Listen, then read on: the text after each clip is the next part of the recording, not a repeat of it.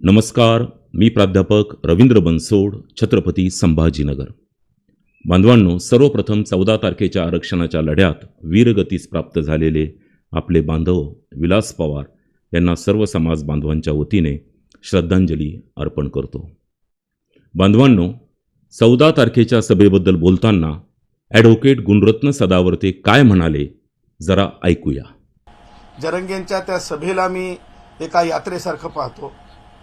त्या यात्रेमध्ये ज्या प्रकारे वेगवेगळे लोक येत असतात आणि मौजमस्ती करून जातात की विराट अशी म्हणजे न भूतो न भविष्यती अशी काही ती सभा झालेली नाही.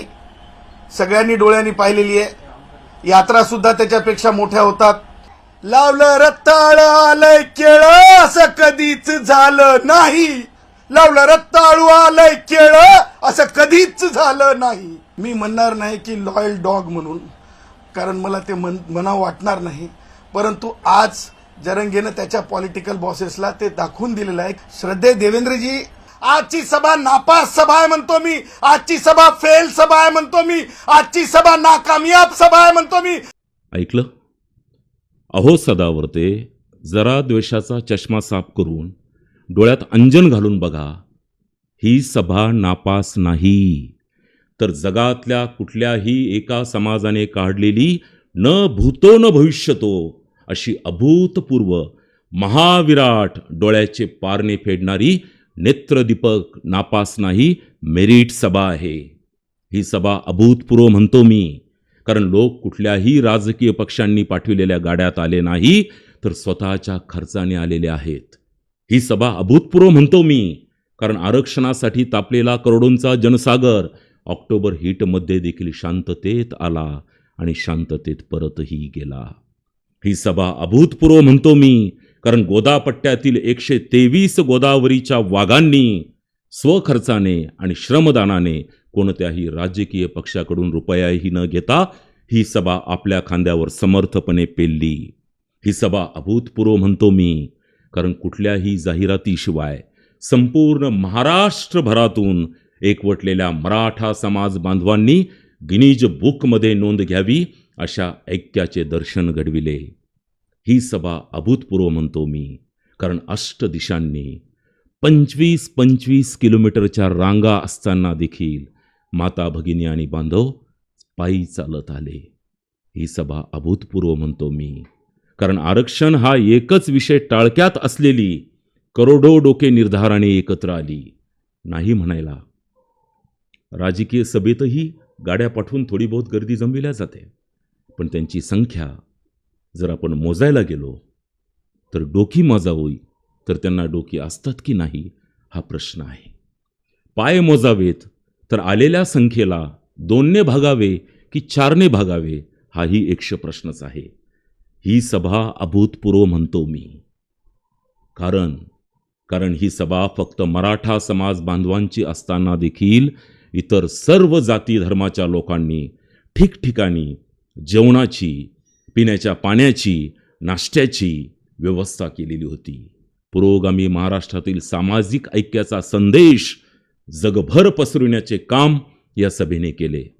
सदावर्ते, एवढ्या विराट संख्येने एकत्र आलेल्या या देशात सर्वप्रथम आरक्षण लागू करणाऱ्या राजर्षी शाहू छत्रपती यांच्याच समाज बांधवांना जेव्हा तुम्ही कुठल्या तरी पॉलिटिकल बॉसेसचे लॉयल डॉग म्हणून, मौजमस्तीसाठी आलेले म्हणून, जरांगे जत्रा म्हणून हिनवता ना, तेव्हा सदावर्ते इथं लागतं. भारतरत्न डॉक्टर बाबासाहेब आंबेडकर म्हणाले होते, विद्या, शील आणि स्वाभिमान ही माझी 3 दैवतं आहेत. एक सुभाषित आहे, उच्चारावरून विद्वत्ता, आवाजावरून नम्रता व वर्तनावरून शील समजते. कोणाचा स्वाभिमान कोणाच्या पायाशी लोळण घेतो हे अख्ख्या महाराष्ट्राला माहीत आहे. नव्यानं सांगण्याची गरज नाही. ज्या वेळेस तुम्ही बाबासाहेबांचे नाव घेऊन आपल्या अचाट विद्वत्तेचं आणि आपल्या खास ठेवणीतल्या शब्द भंडारांचं प्रदर्शन करायला निघतात ना, संविधानात बाबासाहेबांनी नाव दिलेल्या इंडिया म्हणजे भारत या देशाला जेव्हा तुम्ही हिंदू राष्ट्र संबोधता, श्रद्धेय बाबासाहेबांऐवजी श्रद्धेय देवेंद्रजी म्हणता, त्यावेळेस खरंच माझ्यासारख्या अल्पज्ञानी माणसाला प्रश्न पडायला लागतो की सदावर्ते, आपण खरोखरच बाबासाहेब वाचलेत का हो? आणि वाचले असतील तर खरंच बाबासाहेब तुम्हाला समजले का? तुम्ही म्हणालात, लावलं रताळं आलं केळं, असं कधीच होत नसतं. हो, यात काय नवीन सांगितलं तुम्ही? हे तर सामान्यातल्या सामान्य शेतकऱ्याला देखील व्यवस्थित ठाऊक आहे. पण आपल्याकडे बघितलं तर असं वाटायला लागतं की खरोखर लावलं रताळं आणि आलं केळं. या क्षणी मला कविवर्य विठ्ठल वाघ यांच्या 2 ओळी प्रकर्षाने आठवतात. विठ्ठल वाघ म्हणतात, असा कसा माणूस झाला कडुनिंबाचा रे पाला, वेल काकडीचा लावला होता, बार कारल्याचा आला. एक अस्पृश्य समाजाचा तरुण उच्च पदव्या घेऊन परदेशातून आला आहे, हे ज्यावेळेस शाहू महाराजांना समजले, त्यावेळेस बाबासाहेबांचा पत्ता शोधून परळ चाळीमध्ये जाऊन शाहू महाराजांनी बाबासाहेबांचा गौरव केला. मुकनायक हे वृत्तपत्र सुरू करण्यासाठी शाहू महाराजांनी बाबासाहेबांना मदत केली. माणगावच्या परिषदेमध्ये शाहू महाराजांनी बाबासाहेब हे सर्व हिंदुस्थानचे पुढारी होतील अशी माझी मनोदेवता मला सांगते, असे भाकीत केले होते. याच परिषदेत बोलताना बाबासाहेबांनी कोल्हापूर संस्थानात अस्पृश्यांना समानतेचा हक्क देऊन त्यांचा उद्धार केल्याबद्दल शाहू महाराजांचे विशेष आभार मानले होते. आणि शाहू महाराजांचा वाढदिवस प्रत्येक बहिष्कृत व्यक्तीने एखाद्या सणासारखा साजरा करावा, असा ठरावही त्याच परिषदेमध्ये मंजूर करून घेतला होता. त्यानंतर सोनतळी कॅम्पवर शाहू महाराजांनी मानाच्या जरी पटक्याचा आहेर बाबासाहेबांना केला होता. हा गौरव बाबासाहेबांच्या विद्वत्तेचा होता, विचारांचा होता, पवित्र आचरणाचा होता. ज्या वेळेस शाहू महाराजांचे निधन झाले त्यावेळेस बाबासाहेब परदेशात होते. त्यावेळेस बाबासाहेब म्हणाले, मी एका वैयक्तिक मित्राला आणि अस्पृश्य समाज आपल्या एका महान हितचिंतकाला व सर्वात महान कैवाऱ्याला कायमचा मुकला आहे.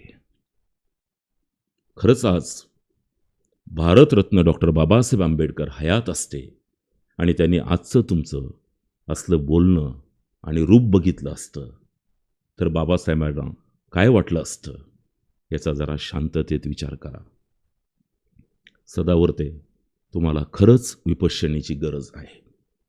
ज्या छत्रपती फुले, शाहू, आंबेडकरांनी आपली अख्खी हयात या भूमीत समता प्रस्थापित करण्यात घालवली, त्यात विषमतेची बीजे पेरण्याचे पाप कोणी करू नये, एवढीच माफक अपेक्षा.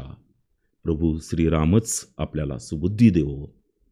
जाता जाता सन्माननीय देवेंद्रजी फडणवीस, उपमुख्यमंत्री महाराष्ट्र राज्य, यांनाही विनंती की गुणरत्न सदावर्ते, सदाभाऊ खोत अशा लोकांना आवरा.